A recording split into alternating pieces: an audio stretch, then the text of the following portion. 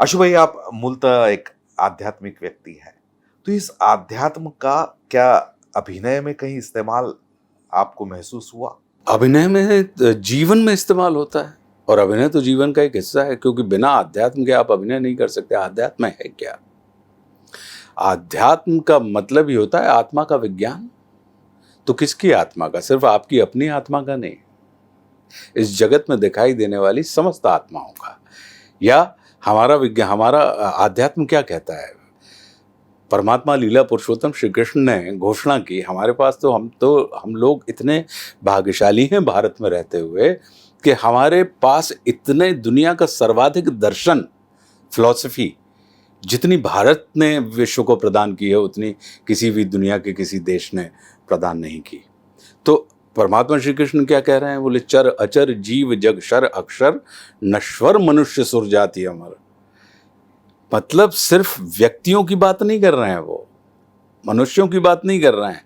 उन्होंने कहा वसुधैव कुटुंबकम, तो पूरी वसुधा कुटुंब है।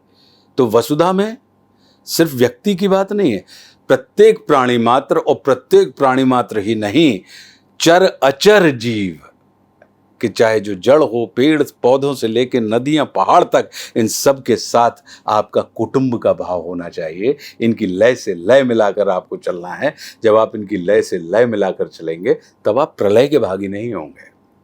तो वो पूरी वसुधा के साथ जो कुटुंब की बात करने की बात है, तो आध्यात्म है क्या?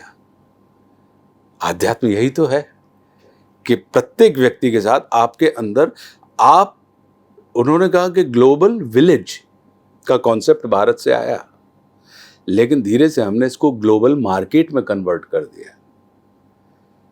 एक वैश्विक गांव से, वसुधैव कुटुंब से हम वैश्विक गांव पर पहुंचे। लीला पुरुषोत्तम श्री कृष्ण ने क्या कहा? पूरी वसुधा कुटुंब है, मतलब परिवार। पूरी वसुधा जो है वो परिवार है, पूरा विश्व। आपने उसको कहा नहीं, पूरा विश्व गांव है। और आज की तारीख में आप आ गए कि नहीं, पूरा विश्व जो है बाजार है। परिवार से बाजार की यात्रा हो गई है। तो जो चीजें, जो जिस आध्यात्म की हम और आप बात कर रहे हैं, कि जो चीजें घर के चौके में होती थी, वो चीजें अब नगर के चौराहों में होने लगी हैं।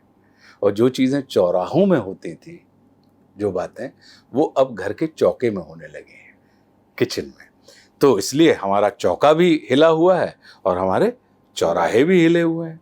तो आध्यात्म है क्या? यही दृष्टि, ये अकेला अभिनेता के लिए नहीं है आवश्यक।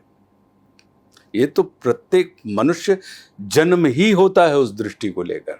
बस किसी की खुल जाती हैं, किसी की अधखुली होती हैं, किसी की बंदी रहती हैं। अंतर इतना ही है, ये सिर्फ अवस्थाएं हैं। तो मैं उन भाग्यशाली में लोगों में से हूँ जिनको परम पूज्य गुरुदेव पंडित श्री देव प्रभाकर जी शास्त्री दद्दा जी का कृपा सानिध्य बहुत छोटी उम्र में मिल गया मुझे, 16 वर्ष की उम्र में ही। तो 16 वर्ष की मतलब 1984 में उनके संपर्क में आया था और 2020 में उनका देहावसान हुआ। तो जीवन के वो, जिसको आप कहते हैं फॉर्मिंग पीरियड, जब आपका निर्माण हो रहा होता है 16 वर्ष की उम्र से लेके 2020 जो आपका गया 36 वर्ष, तो वो जब आपको एक सक्षम गुरु का सानिध्य आपको निरंतर मिलता रहे, तो धीरे धीरे कहीं ना कहीं वो एक प्रक्रिया के तौर पे आपके अंदर आपकी निर्माण कार्य बहुत अच्छे होते रहते हैं। तो ये हमारा भाग्य है। आशु भाई, आपका समय देने के लिए बहुत बहुत धन्यवाद। आज मैं यही जानना चाह रहा था कि आशुतोष राणा का अभिनय और उसके इनर का प्रोसेस क्या है, ये जानने के लिए मैंने आपका समय लिया, आपने समय दिया। बहुत बहुत धन्यवाद। बहुत बहुत धन्यवाद पराग। और फिर मिलेंगे अगली चर्चा के लिए।